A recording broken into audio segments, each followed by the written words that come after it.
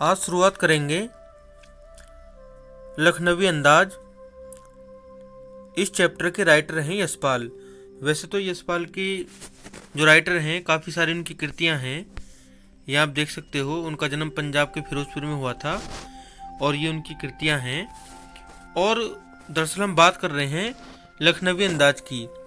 तो चैप्टर में जब हम चैप्टर को शुरू करने से पहले हम चैप्टर के बारे में बताते हैं कि चैप्टर को लिखने का उद्देश्य क्या है और राइटर चैप्टर में क्या बताना चाहता है स्टूडेंट को, कि ताकि वो आने वाले समय में उसके काम भी आ सकें। तो उसका उद्देश्य क्या है, तो यहाँ पे उद्देश्य पता लगाएंगे हम। यूँ तो यशपाल ने लखनवी अंदाज व्यंग यह साबित करने के लिए लिखा है, मतलब ये एक किस शैली में है, व्यंग्यात्मक शैली में। व्यंग्यकार उन्होंने लिखकर यहाँ पर व्यंग्यकार वो यहाँ पर बने हैं। लिखा है कि बिना कथ्य के कहानी नहीं लिखी जा सकती, परंतु एक स्वतंत्र रचना के रूप में इस रचना को पढ़ा जा सकता है। यशपाल उस पतनशील सामंती वर्ग पर कटाक्ष करते हैं, जो सामंती वर्ग है जो पतन की तरफ है, वर्ग पर कटाक्ष करते हैं जो वास्तविकता से बेखबर एक बनावटी जीवन शैली का आदी है। मतलब वो वास्तविकता से बहुत परे है और बनावटी जीवन को वो जी रहा है। कहना नहीं होगा कि आज के समय में भी ऐसी परजीवी संस्कृति को देखा जा सकता है। अब एक सफेद पोश सज्जन हैं, वो एक रेलगाड़ी में बैठे हुए हैं और वो खीरा को खा रहे हैं और वो बनावटी जीवन को, उनकी बनावटी जीवन को कैसे दर्शाया है और क्या क्या चैप्टर में हुआ है, ये चैप्टर को पढ़ेंगे तब उसमें हम जानेंगे। आइए शुरुआत करते हैं चैप्टर की। ये यहाँ से इसको सेट करते हैं। ये हो गया। मुफस्सिल मतलब इर्द गिर्द की, आसपास की। पैसेंजर ट्रेन चल पड़ने की उतावली में फुकार रही थी। आराम से सेकंड क्लास में जाने के लिए दाम अधिक लगते हैं। दूर तो जाना नहीं था, भीड़ से बचकर एकांत में नई कहानी के संबंध में सोच सकने और खिड़की से प्राकृतिक दृश्य देख सकने के लिए टिकट सेकंड क्लास का ही ले लिया। गाड़ी छूट रही थी। सेकंड क्लास के एक छोटे डिब्बे को खाली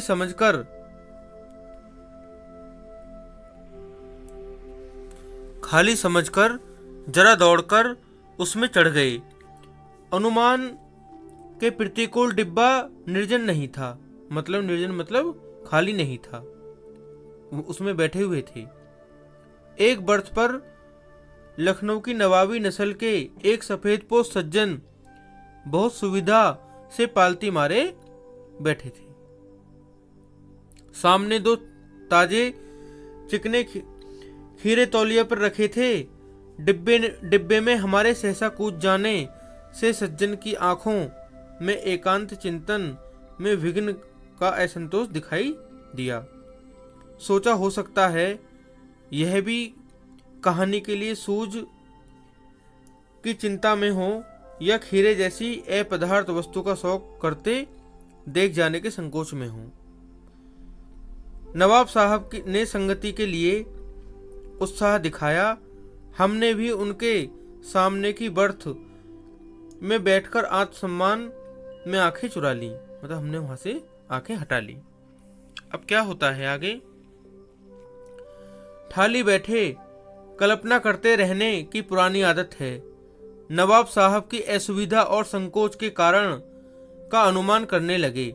संभव है नवाब साहब ने बिल्कुल अकेले यात्रा कर सकने के अनुमान में किफायत के विचार से सेकंड क्लास का टिकट खरीद लिया हो और अब गवारा न हो, मतलब उन्हें मंजूर ना हो ऐसा कि शहर का कोई सफेदपोश उन्हें मंझले दर्जे का सफर करता देखे, मतलब बीच के सेकंड क्लास का टिकट करता उन्हें उस श्रेणी में उन्हें देखे। अकेले सफर का वक्त काटने के लिए ही खीरे खरीदे होंगे।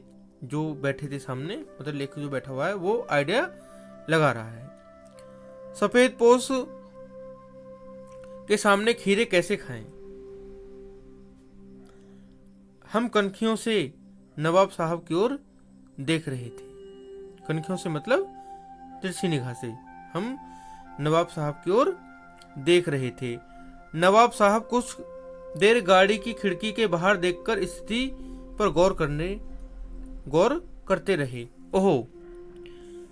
नवाब साहब ने सहसा हमें संबोधन किया। आदाब अर्ज जनाब। जनाब मतलब श्रीमान। आदाब अर्ज मतलब एक शिष्टाचार का एक तरीका होता है। खीरे का शौक फरमाइए। खीरे का शौक फरमाएंगे, इस अर्थात इसका मतलब है कि खीरा आप खाएंगे? क्या इच्छा रखते हैं खीरा खाने की? नवाब साहब का सहसा भाव परिवर्तन अच्छा नहीं लगा। भाप लिया, आप शराफत का गुमान बनाए रखने के लिए हमें भी मामूली लोगों की हरकत में लथेड़ लेना चाहते हैं। जनाब दिया, शुक्रिया। किबला शौक फरमाए मतलब आप ही खाइए।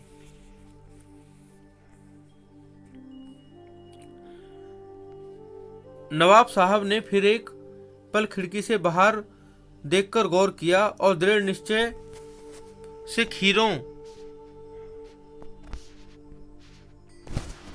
खीरों के नीचे रखा तौलिया झाड़कर सामने बिछा लिया।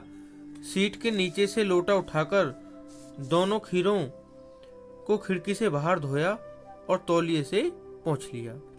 जेब से चाकू निकाला, दोनों खीरों के सिर काटे, मतलब ऊपर से काटा और गोद का झाग निकाल दिया।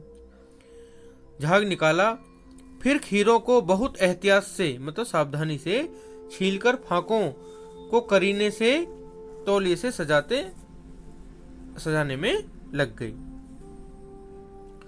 लखनऊ स्टेशन पर खीरा बेचने वाले खीरे का इस्तेमाल का तरीका जानते हैं। ग्राहक के लिए जीरा मिला नमक और पिसी हुई लाल मिर्च की पुड़िया भी हाजिर कर देते हैं। मतलब वहां पर वो पुड़ियों में मिलती हैं ये चीजें।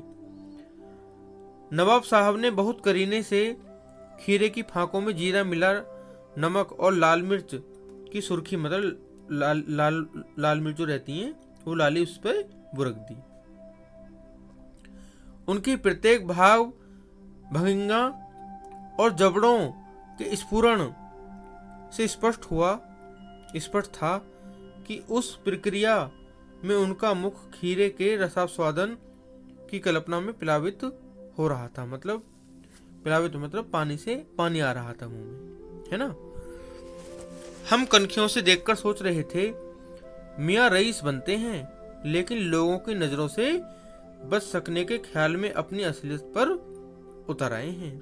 मतलब कहने का ये था कि वो दिखावटी जिंदगी जी रहे थे, बहुत रईस बन रहे थे, लेकिन खीरे को देखकर पानी आ रहा था मुंह में उनके, है ना। तो ये दिखावटी जिंदगी है जिस पर लेखक ने कटाक्ष किया है, उसी बात को लेकर अब समझ में सारी बात आ रही होगी।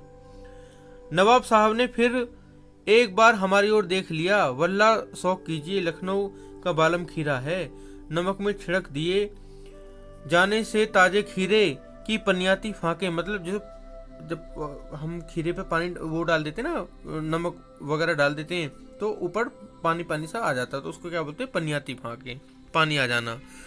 पनियाती फाके देखकर मुंह में पानी जरूर आ रहा था, लेकिन इनकार कर चुके थे। आत्मसम्मान निभाना ही उचित समझा। उत्तर दिया, शुक्रिया। इस वक्त तलब महसूस नहीं हो रही। तलब मतलब इच्छा महसूस नहीं हो रही। मैदा भी जरा कमजोर है। मैदा मतलब अमाशय, जो मतलब पचाने का मतलब कार्य करता है। मैदा के बारे में आप जानते होंगे, अमाशय के बारे में, जिसको इंग्लिश में पैनक्रियाज बोलते हैं। किबला शौक फरमाएंगे। नवाब साहब ने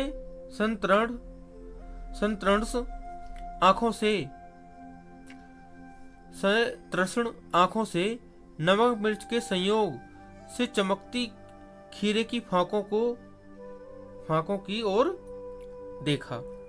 खिड़की के बाहर देखकर दीर्घ निश्वास लिया। खीरे की एक फाक उठाकर होठों तक ले गई। फाँक को सूंघा, स्वाद के आनंद में पलके मुंद गईं। मुंह में भराए पानी का घूंट गले से उतर गया। तब नवाब साहब ने फाँक को खिड़की से बाहर छोड़ दिया, मतलब जो खीरा था वो फेंक दिया। नवाब साहब खीरे की फाँकों को नाक के पास ले जाकर वासना से रसास्वादन कर खिड़की के बाहर फेंकते गए। नवाब साहब ने खीरे की सब फाँकों को खिड़की के बाहर फेंककर तौलिए से हाथ और होठ पोंछ लिए और गर्व से गुलाबी आंखों से हमारी ओर देख लिया, मानो कह रहे हों यह है खानदानी रईसों का तरीका। नवाब साहब खीरे की तैयारी और इस्तेमाल से थककर लेट गए। हमें तस्लीम में सिर खम कर लेना पड़ा। यह है खानदानी तहजीब, नफासत और नजाकत, मतलब कायदा। हम गौर कर रहे थे। खीरा इस्तेमाल करने के इस तरीके को खीरे की सुगंध और स्वाद की कल्पना से संतुष्ट होने का सूक्ष्म, नफीस, बढ़िया या एब्स्ट्रैक्ट तरीका जरूर कहा जा सकता है, परंतु क्या ऐसे तरीके से उदर की तृप्ति भी हो सकती है, मतलब पेट भर सकता है ऐसे? नवाब साहब की ओर से भरे पेट के ऊंचे डकार का शब्द सुनाई दिया और नवाब साहब ने हमारी ओर देखकर कह दिया, खीरा लजीज होता है, लेकिन होता है शकील, नामुराद मैदे पर बोर डालता है, मतलब खा लेते हैं उसको तो जो अमाशय है उस पर बोर डालता है। ज्ञान चक्षु खुल गए, मतलब ज्ञान की जो ज्ञान चक्षु मतलब जो आंखें थी वो खुल गई। पहचाना ये है नई कहानी के लेखक। खीरे की सुगंध और स्वाद की कल्पना से पेट भर जाने का डकार आ सकता है, तो बिना विचार घटना और पात्रों के लेखक की इच्छा मास से नई कहानी क्यों नहीं बन सकती। तो ये दिखावटी जिंदगी थी जिसके बारे में लेखक ने लिखा है। और आपने चैप्टर को जो ध्यान से सुना होगा तो इसके आप क्वेश्चन कर पाएंगे सारे, जैसे कि फॉर एग्जाम्पल अभी हम यहाँ पे पढ़ के देखेंगे। लेखक को नवाब साहब के किन हाव भावों से महसूस हुआ कि वे उनसे बातचीत करने के लिए तनिक भी उत्सुक नहीं है ना। नवाब साहब ने बहुत ही यत्न से खीरा काटा, नमक मिर्च बुरका, अंततः सूंघ कर ही खिड़की के बाहर फेंक दिया। उन्होंने ऐसा क्यों किया होगा? उनका ऐसा करना उनके कैसे स्वभाव को इंगित करता है? ये बहुत सारे क्वेश्चन हैं और ये इनके क्या उसको बोलते हैं हम, शब्दार्थ हैं। ये रहे यहाँ पर। मुफस्सिल मतलब इर्द गिर्द का स्थान, जैसे हमने बताया। सपोतपोष मतलब भद्र व्यक्ति। किफायत मतलब मितव्यता, समझदारी में उपयोग करना और आदावर्ज अभिवादन का एक ढंग, तरीका। गुमान मतलब भ्रम, एहतियात मतलब सावधानी और बुरक देना मतलब छिड़क देना। स्फुरन मतलब फड़कना या हिलना और प्लावित मतलब पानी से भर जाना। और पन्याती माने रसीली, मैदा माने अमाशय, जैसा भी मैंने बताया था पेनक्रिया है।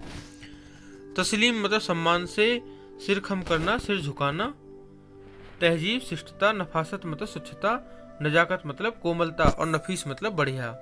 एब्स्ट्रैक्ट माने सूक्ष्म और शकील मतलब आसानी से पचने वाला। अब आप इनको पढ़ के देख सकते हो और बार बार वीडियो को देख सकते हो जो कहीं समझ में ना आए। उम्मीद करते हैं कि चैप्टर आपको पसंद आया होगा।